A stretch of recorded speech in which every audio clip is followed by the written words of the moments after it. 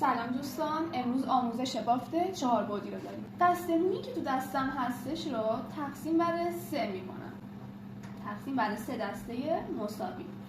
مرتبشون میکنم. بند راست و چپ من همیشه گشنه بند وسطن. پس بند راستم رو با انگشت اشارم باز میکنم، یه حفره ایجاد میکنم. این حفره رو با انگشت اشاره و شستم باید کنترلش کنم که ادغام نشه. بند وسط رو با بند راستم میخورم، بند چپم بازم بند وسط رو میخوره.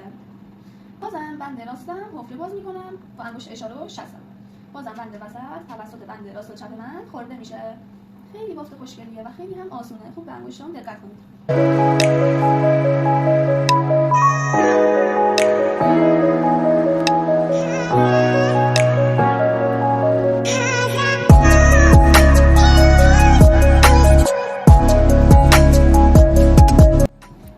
بعد اینکه کارم تموم شد، انتهای موهامو با هر کشی که دوست داشتم میبندم.